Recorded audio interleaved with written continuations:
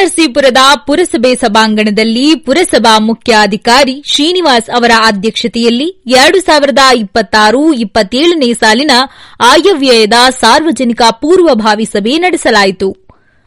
ಪುರಸಭೆ ವ್ಯಾಪ್ತಿಯಲ್ಲಿ ಪಟ್ಟಣದ ಮುಖ್ಯ ದ್ವಾರಗಳ ಸ್ವಾಗತ ಕಮಾನು, ರಸ್ತೆ ಅಭಿವೃದ್ಧಿ, ಗ್ರಂಥಾಲಯ, ಉದ್ಯಾನವನ, ಮಾರುಕಟ್ಟೆ ನಿರ್ಮಾಣ, ಪತ್ರಕರ್ತರ ಕ್ಷೇಮಾಭಿವೃದ್ಧಿ, ಸ್ಮಶಾನಗಳ ಅಭಿವೃದ್ಧಿ, ಬಂಗಾರಪ್ಪ ಬಡಾವಣೆ ನಿವೇಶನ ಹಕ್ಕುಪತ್ರಿಕೆ ಹಂಚಿಕೆ ವಿಚಾರದಲ್ಲಿ ಅಕ್ರಮ ನಡೆದಿದೆ. 4ನೇ ನಂಬರ್ ನಿವೇಶನ ಇಬ್ಬರ ಹೆಸರಲ್ಲಿ ಹಕ್ಕುಪತ್ರ ಇದೆ. ಇವನ್ನೆಲ್ಲ ಸೂಕ್ಷ್ಮವಾಗಿ ಗಮನಿಸಿ ಪರಿಶೀಲನೆ ನಡೆಸಿ ಪುರಸಭೆ ವ್ಯಾಪ್ತಿಯ ನಿಜವಾದ ಫಲಾನುಭವಿಗಳಿಗೆ ನಿವೇಶನ ನೀಡಬೇಕು ಹಾಗೂ ಇನ್ನೂ ಹಲವು ವಿಷಯಗಳ ಬಗ್ಗೆ ಚರ್ಚೆ ನಡೆಸಲಾಯಿತು. ಪುರಸಭೆ ಅಭಿವೃದ್ಧಿ ವಿಚಾರವಾಗಿ ಪುರಸಭೆ ವ್ಯಾಪ್ತಿಯ ನಾಗರಿಕರ ಮತ್ತು ವಿವಿಧ ಸಂಘ ಸಂಸ್ಥೆಗಳ ಪದಾಧಿಕಾರಿಗಳು ಮುಖಂಡರ ಸಮ್ಮುಖದಲ್ಲಿ ಚರ್ಚಿಸಲಾಯಿತು.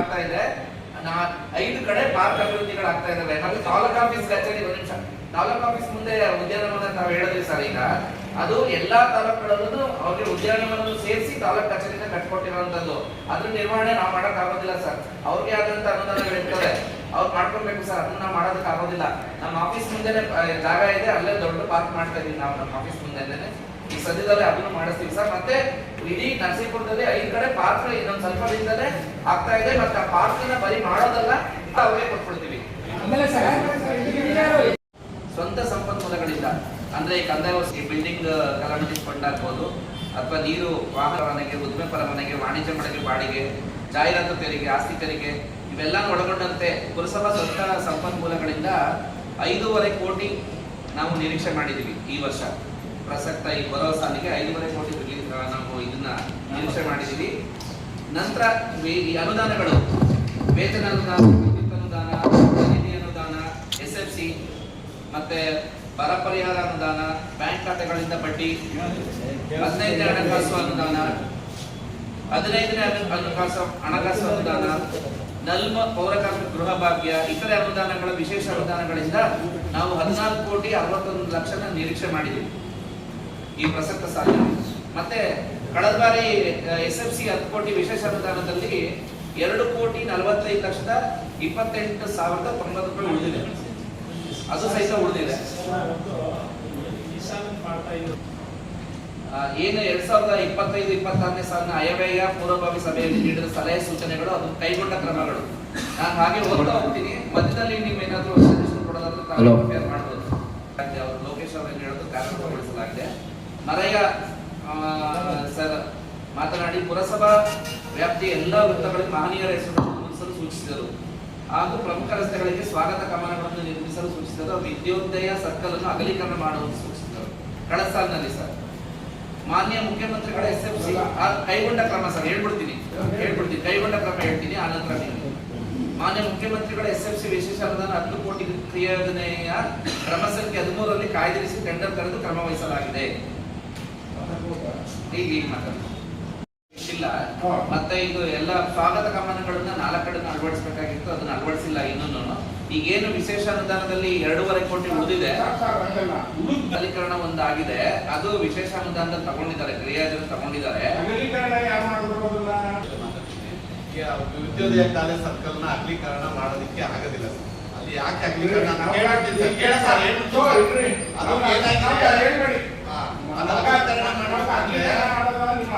ಅಲ್ಲ, ಅಗಲೀಕರಣ ಅದು ನಮ್ಮ ಇದೇ ತಮಗೆ ಗೊತ್ತಿರಂಗೆ ಅದು ಇದು ಐನಸ್ ಲೈಟ್ ಸೈಡ್ ಬಂದು ಪರಿಶೀಲನೆ ಮಾಡಿ ನೋಡಿ, ವೆಹಿಕಲ್ ಮೂವ್ಮೆಂಟ್ ಎಲ್ಲ ನೋಡಿ ಸರ್ಕಲ್ ನ ಮಾಡಬೇಕು ಅಂತ ಹೇಳಿ ಅವರು ಸಲಹೆ ಸೂಚನೆ ಕೊಟ್ಟರು. ಯಾಕಂದ್ರೆ ನಾವು ಟ್ರಾಫಿಕ್ ಅಂತ ಕನ್ಸಲ್ಟ್ ಮಾಡದೆ ಯಾವುದೇ ಕಾಮಗಾರಿನ ನಾವು ಸರ್ಕಲ್ ನ ಅಭಿವೃದ್ಧಿ ಮಾಡೋದಕ್ಕೆ ಆಗೋದಿಲ್ಲ. ಹಾಗಾಗಿ ಅವ್ರು ಬಂದು ಈ ಅಗಲೀಕರಣ ಮಾಡ್ಬೇಕಾದ್ರೆ ಸೈಡ್ ಅಲ್ಲಿ ನಮಗೂ ಬಿಲ್ಡಿಂಗ್ ಗಳಿರೋದ್ರಿಂದ ಅದು ವೈಡನಿಂಗ್ ಮಾಡ್ಬೇಕಾದ್ರೆ ಪರ್ಚೇಸ್ ಮಾಡಿ ಮಾಡ್ಬೇಕಾಗತ್ತೆ. ಈಗ ಸದ್ಯಕ್ಕೆ ಪ್ರಸ್ತಾವನೆಯನ್ನ ಕೈ ಬಿಡೋಣ. ಈ ಸರ್ಕಲ್ ಏನ್ ಮಾಡ್ಬೇಕು, ವೆಹಿಕಲ್ ಮೂವ್ಮೆಂಟ್ ಆಗೋದಕ್ಕೆ ಏನ್ ಮಾಡಿ ಸರ್ಕಲ್ ನ ಮಾಡಿ ಆ ವಿದ್ಯುತ್ ಸರ್ಕಲ್ ಐಮಾಸ್ ಲೈಟ್ ಮಧ್ಯಕ್ಕೆ ತಂದು ಸೆಂಟ್ರಲ್ ಹಾಕಿದ್ರೆ ಸರಿ ಬರುತ್ತೆ ಅಂತ ಹೇಳಿ, ಮತ್ತೆ ವೈಡ್ ಇದೆಯಲ್ಲ ಸರ್, ಮೀಡಿಯಂಗಳಿದೆಯಲ್ಲ, ಮೀಡಿಯಂಗಳನ್ನ ಸ್ವಲ್ಪ ಮುಂದಕ್ಕೆ ತಂದು ಅದನ್ನು ಮಾಡೋದಕ್ಕೆ ಅವರು ಕೊಟ್ಟಂತ ಸಲಹೆ ಸೂಚನೆ ಮೇರೆಗೆ ಇದೇ ನಮ್ಮ ಪ್ರಕಾಶ್ ಸಾಹೇಬ್ರು ಅವರಿದ್ರು, ಪುರಸಭಾ ಸದಸ್ಯರಾದಂತ ಪ್ರಕಾಶ್ ಅವರು ಅಲ್ಲೇ ಇದ್ದು, ಅವರು ಅದನ್ನ ಸಲಹೆಗಳನ್ನ ನೋಡಿ ತಮ್ಮನ್ನ ಇದು ಮಾಡೋದಕ್ಕೆ ದಿವಂಗತರನ್ನ ಕರೆದ್ವಿ. ತಾವು ಇರ್ಲಿಲ್ಲ, ಬೆಂಗಳೂರಿಗೆ ಹೋಗಿದ್ರೆ ಹೇಳಿ ಸರ್. ಈಗ 2 ಕಡೆ ಡ್ರೈನೇಜ್ ಇಲ್ಲ, ಅಲ್ಲಿ ಸ್ಕೂಲ್ ಮಕ್ಕಳುಗಳೆಲ್ಲ ಓಡಾಡ್ತಾರೆ, PRM ಸ್ಕೂಲ್ ಮಕ್ಕಳೆಲ್ಲ ಕಾಲೇಜ್ ಮಕ್ಕಳು ಓಡಾಡ್ತಾರೆ. ಬದಿಗೆ ಏನಾದ್ರು ಮಳೆ ನೀರು ಬಂತು ಅಂದರೆ ಮೇಲ್ಗಡೆ ನೀರು ಇರೋಂಥ ಸಂದರ್ಭ ಇದೆ. ದಯವಿಟ್ಟು ಅದನ್ನು 2 ಕಡೆ ರಸ್ತೆ ಮಾಡಿ, ಅಲ್ಲಿ ಕರೆಂಟ್ ವ್ಯವಸ್ಥೆ ಇಲ್ಲ. ಅಲ್ಲಿದ್ದ ಏನೇ ಗೌರ್ಮೆಂಟ್ KSRTC ಬಸ್ ಸ್ಟ್ಯಾಂಡಿಂದ ಈ ಕಡೆ ಬರಬೇಕಾದ ಭಾಗದವರೆಲ್ಲ ಅಲ್ಲೇ ಓಡಾಡ್ತಾರೆ. ಅದಕ್ಕೆ ದಯವಿಟ್ಟು ಕರೆಂಟ್ ವ್ಯವಸ್ಥೆ ಮಾಡ್ಕೊಳ್ಬೇಕು. ಮತ್ತು ನಮ್ಮದು ಗೋಪಾಲ್ಪುರ ಸ್ಮಶಾನದಲ್ಲಿ ನೀರಿನ ವ್ಯವಸ್ಥೆ ಇಲ್ಲ ಸರ್. ಹಿಂದೆ ಅಲ್ಲಿ ಒಂದು ಬೋರ್ವೆಲ್ ಹಾಕಿದ್ರು, ಅದು ಸಹ ಸರಿಯಾಗಿ ಬರ್ತಾ ಇಲ್ಲ. ಅಲ್ಲಿಗೆ ಒಂದು ತೊಂಬೆನಲ್ಲಿ ಹಾಕಿ ಮತ್ತೆ ಅಲ್ಲಿಗೆ ಕರೆಂಟ್ ವ್ಯವಸ್ಥೆ ಮಾಡ್ಕೊಡ್ಬೇಕಂತ ನಾನು ಇದೊಂದು ಕೇಳ್ಕೊತೀನಿ. ಇನ್ನೊಂದೇನೆಂದರೆ, ರಾಚಪ್ಪಾಜಿ ಬಡಾವಣೆಯಿಂದ KSRTC ಬಸ್ ಸ್ಟ್ಯಾಂಡ್ ಒಳಗೆ ಒಂದು ಕೊಳೆಗಾಲ ರಸ್ತೆ, ಅಲ್ಲಿ ಒಂದು ದೊಡ್ಡದು ಮೋರಿ ಹಾಕ್ಬೇಕು ಸರ್. ಈಗಾಗಲೇ ಅಲ್ಲಿ ಮೋರಿ ಇಲ್ಲದೆ ಎಲ್ಲ ಗದ್ದೆಗಳಿಗೆ ಹೋಗ್ತದೆ ನೀರೆಲ್ಲ. ಅದೊಂದು ಸರ್ ನೀವು ಅದನ್ನ ನೇರ ಅಲ್ಲಿಂದ KSRTC ಬಸ್ ಸ್ಟ್ಯಾಂಡ್ವರೆಗೆ ಒಂದು ದೊಡ್ಡ ಮೋರಿ ಮಾಡ್ಕೊಡ್ಬೇಕಂತ ನಾನು ಇದನ್ನು ಕೇಳ್ಕೊತಾ ಇದ್ದೀನಿ. ಖಂಡಿತ ಇನ್ನೊಂದು 2 months ಟೆಂಡರ್ ಎಲ್ಲ ಕೆಲಸ ಶುರು ಆಗುತ್ತೆ. ಹಾಂ ಸರ್, ದಯಮಾಡಿ ಹೊಸಬರನ್ನು ಹೆಚ್ಚಿಸ್ತಕ್ಕಂಥದ್ದು ಸ್ಥಳೀಯ ಪುರಸಭಾ ಆಡಳಿತದ ಜವಾಬ್ದಾರಿ. ಯಾವ ಸ್ಪಾಟ್ನಲ್ಲಿ ಏನೇನನ್ನ ಆಯ್ಕೆಯ ಸ್ಥಳಗಳಲ್ಲಿ ನಾವು ಏನೇನೆಲ್ಲ ಮಾಡಿದ್ರೆ ಬರ್ತಕ್ಕಂಥ ಪ್ರವಾಸಿಗರಿಗೆ ನರಸೀಪುರದ ಸೌಂದರ್ಯವನ್ನು ಸೂಚಿಸ್ತದೆ ಅನ್ನೋದು ಇದು ಆಡಳಿತ ಅಧಿಕಾರಿಗಳಿರ್ಬೋದು. ನಮಗೆ ಇಲ್ಲಾಂತಂದ್ರೆ ಯಾಕೆ ಬಂದು ಮಾತಾಡ್ಬೇಕು? ಇಲ್ಲಿ ಇಷ್ಟು ಕೋಟಿಂದ 2 ಕೋಟಿಂದ 3 ಕೋಟಿಂದ ಅಂತ ಹೇಳ್ತಾ ಇರ್ತೀವಿ. ಒಂದು ಸಾಮಾನ್ಯ ಒಂದು ಕಾಮನ್ ಗೇಟ್ಗಳನ್ನ ನರಸೀಪುರದಲ್ಲಿ ಅಳವಡಿಸ್ಲಕ್ಕೆ ಆಗ್ಲಿಲ್ಲ ಅಂತಂದ್ರೆ ಹೇಗೆ ಸಾಹೇಬ್ರೆ? ಅದು ಇಚ್ಛಾಶಕ್ತಿಯ ಕೊರತೆ ಅಂತ ಎದ್ದು ಕಾಣುತ್ತೆ. ಇಲ್ಲ ಸರ್, ಹಂಗಾಗಿ ತಮ್ಮನ್ನೆಲ್ಲ ಸಜೆಷನ್ ಕೊಡೋದಕ್ಕೆ ಕರೆದಿರೋದು ಇಲ್ಲಿ. ದಯಮಾಡಿ ಕ್ಷಮಿಸಿ, ಇದನ್ನು ಕಾಮನ್ ಗೇಟ್ ಅನ್ನ ಇನ್ನೊಂದು 2 ಅಂತ ಹೇಳಿದ್ರಿ. ಪದೇ ಪದೇ ಈ ಸಬ್ಜೆಕ್ಟ್ ನಲ್ಲಿ ಬರಕೂಡು. ಸರಿ ಸರ್, ಹೇಳಿದ್ರಿ. ಅಪಾರ್ಥ ಮಾಡ್ಕೊಂಡು ಕೇಳಿ ಸರ್. ಈಗ ಇದೇ ಮಾಡಿ ಅದಕ್ಕೆ ಏನ್ ಮೇಡಮ್ ನೆರಳು ಹಾಕತ್ತಾರ, ಅದನ್ನ ಬಜೆಟ್ ಅಲ್ಲಿ ಮಾಡಿ ಅಂತ ಹೇಳ್ತಾನೆ ಇದೀವಿ. ಅದನ್ನ ಮಾಡಲಿಲ್ಲ. ಕಳೆದ ಬಾರಿ 10 ಲಕ್ಷ ರೂಪಾಯಿ ಮೇಲೆ ಟೆಂಡರ್ ಆಗಿದೆ. ಲೈಟಿಂಗ್ ಸಂಜೆ ಆದ್ರೆ ಒಂದು ಲೈಟ್ ಉರಿಯಲ್ಲ. ಏನ್ ಮಾಡ್ತಾ ಇದ್ರಿ? ಇದೇನು ಮಾಡಲ್ಲ. ಸುಳ್ಳು ಹೇಳಿದ್ರೆ ಕಲೆ ಬೇಡ. ಇಲ್ಲಿ ಮುಖ್ಯಮಂತ್ರಿ ಕ್ಷೇತ್ರ ಇಲ್ಲೋ, ಎಚ್ಚರಿಕೆ ಇರಲಿ. ಅಥವಾ ಈಗ ಯಾರ ಮೇಲೆ ಕಂಪ್ಲೇಂಟ್ ಹೇಳಕ್ ತಯಾರಿಲ್ಲ. ಯಾರ ಮೇಲೆ ಕಂಪ್ಲೇಂಟ್ ಹೇಳಿ ಏನ್ ಮಾಡ್ಬೇಕು ಅನ್ನೋ ಅಷ್ಟು ಕೆಪಾಸಿಟಿ ಇದೆ. ಯಾಕೆ ಹೇಳಲ್ಲ? ಅವಕಾಶಗಳು ಕೊಡ್ತೀವಿ, ಅವಕಾಶಗಳನ್ನು ಉಪಯೋಗಿಸ್ಕೊಂಡು ನೀವು ಮಾಡಬೇಕು. ಸರ್, ದಯಮಾಡಿ ಈಗ ಅವರು ಬಂದವರು ಹೊಸರು ಕೆಲಸ ಮಾಡಕ್ಕೆ ಮಾಡ್ತಾ ಇದ್ದಾರೆ.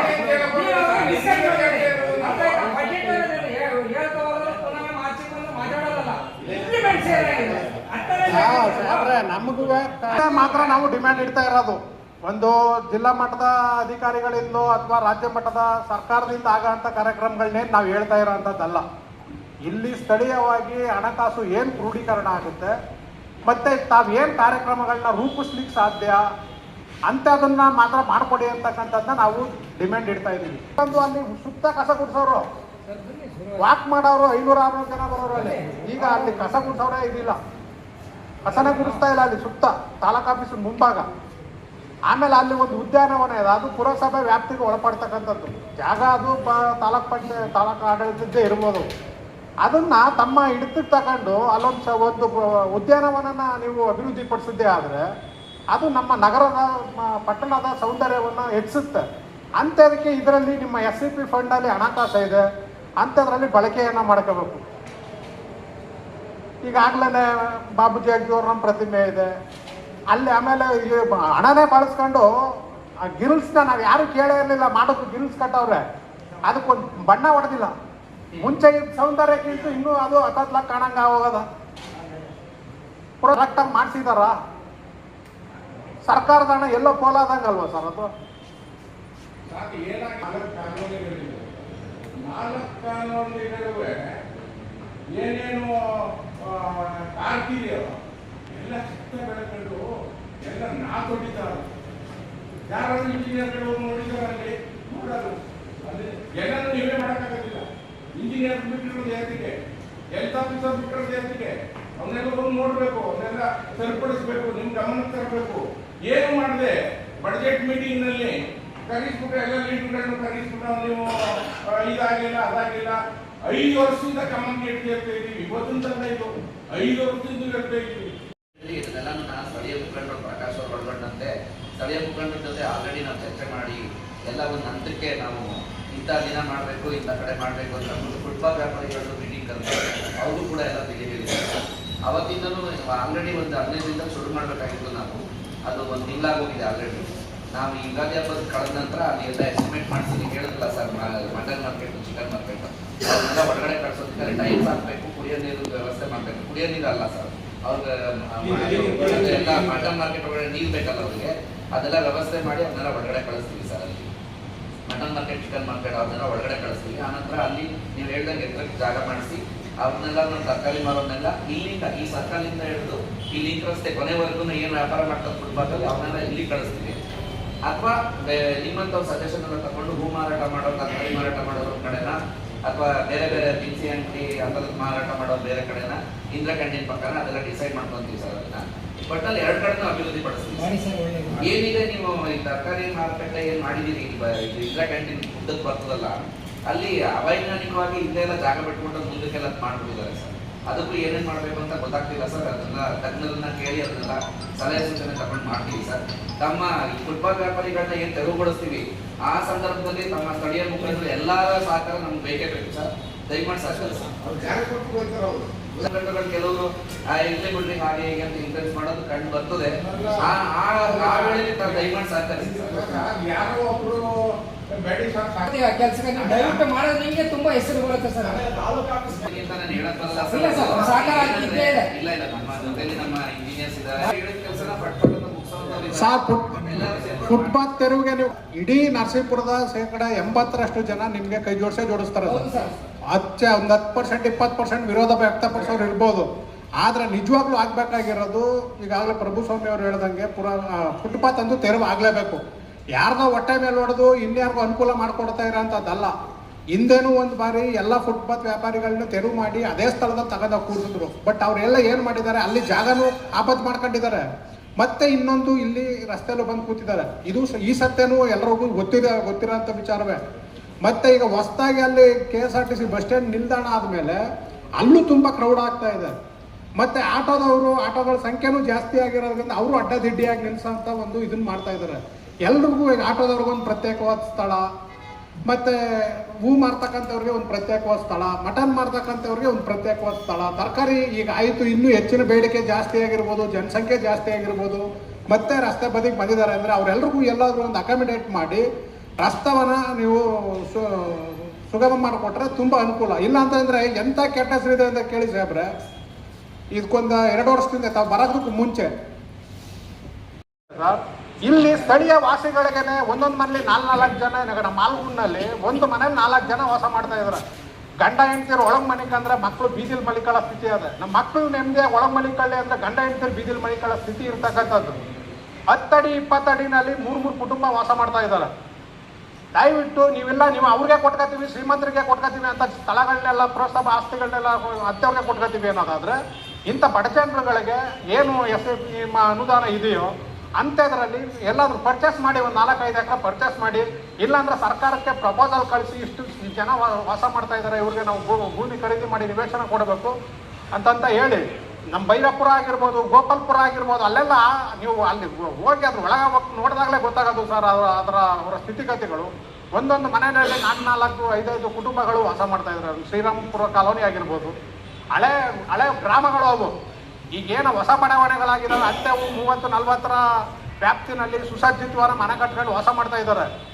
ಊರುಗಳಂತ ಇದ್ವಲ್ಲ, ಆಲ್ಗೂಡು, ಬೈರಾಪುರ, ಗೋಪಾಲ್ಪುರ, ಶ್ರೀರಾಮಪುರ ಅಂತ ಇದ್ವಲ್ಲ, ಇಂಥ ಬಡಾವಣೆಗಳನ್ನೆಲ್ಲ ಒಂದೊಂದು ಮನೆಯಲ್ಲಿ 4 ಕುಟುಂಬ ವಾಸ ಮಾಡ್ತಾರೆ ಅಂತಂದ್ರೆ ಬಹಳ ದುರಂತವಾದಂಥ ಸಂಗತಿ ಸರ್. ಸರ್ಕಾರಿ ಆಸ್ತಿ ಇದೆ, ಪುರಸಭೆ, ಈಗ ಆಲ್ಗೂಡು, ಬೈರಾಪುರ ಎಲ್ಲೆಲ್ಲಿ ಯಾವ್ಯಾವ ಜನಗಳಿಗೆ ಅನುಕೂಲ ಮಾಡಿ ಅವ್ರಿಗೆ ನಿವೇಶನ ರಚನೆ ಮಾಡಿಕೊಡೋದು ಸಾಧ್ಯ ಇದೆಯೋ ಇಂಥದಕ್ಕೆ ಇಂಪಾರ್ಟೆನ್ಸ್ ಮಾಡಿ ಅಂಥದಕ್ಕೆ ಅನುದಾನನ ಕಾಯ್ದಿರಿಸ್ಕೋಬೇಕು.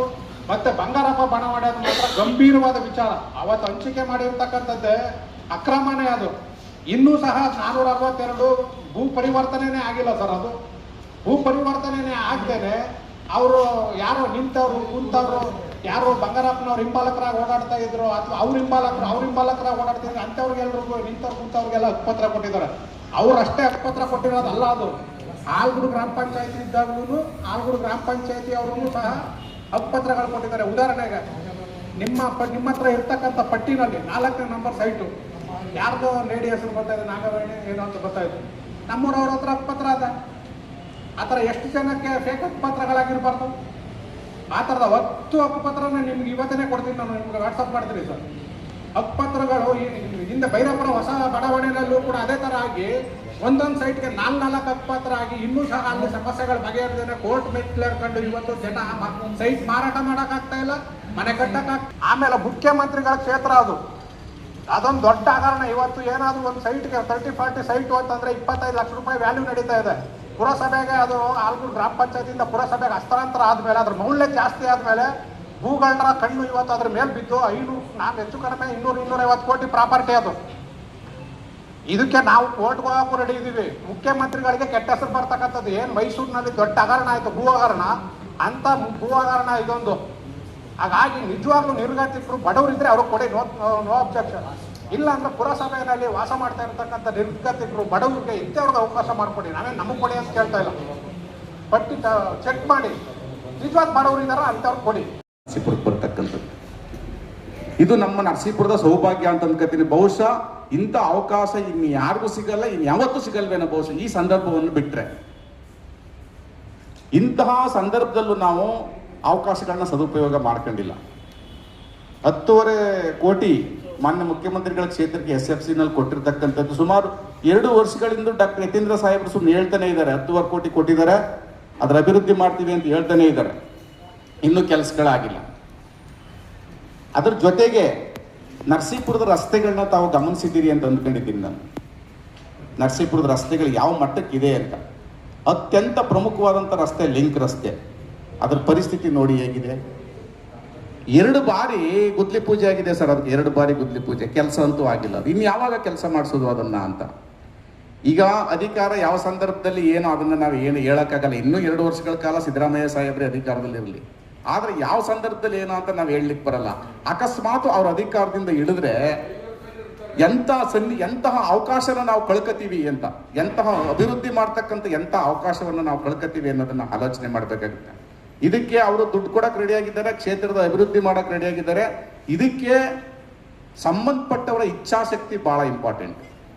ಅವರು ಅದನ್ನು ಬಳಸ್ಕೊಂಡು ಅಭಿವೃದ್ಧಿ ಪಡಿಸಿದ್ರೆ ಅಭಿವೃದ್ಧಿ ಪಡಿಸ್ಬಿಡ್ಬೋದು. ಇಲ್ಲ ಅಂತಂದ್ರೆ ಸರ್ ಟೈಮು ನಮ್ಮನ್ನು ಕೇಳಲ್ಲ, ನಿಮ್ಮನ್ನು ಕೇಳಲ್ಲ, ಪಾಸ್ ಆಗ್ಬಿಡುತ್ತೆ.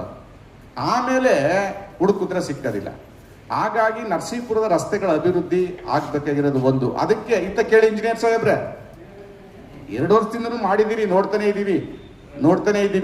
10.5 ಕೋಟಿ ಯತೀಂದ್ರ ಅವ್ರು ಕೊಟ್ಟಿರ್ತಕ್ಕಂಥ SFC ಅನುದಾನದಲ್ಲಿ ಏನೇನು ಕಾರ್ಯಕ್ರಮಗಳು ನಡೆದಿದೆ, ಏನೇನು ಕೆಲಸಗಳು ನಡೆದಿದೆ ನಾವು ನೋಡ್ತಾನೆ ಇದ್ದೀವಿ.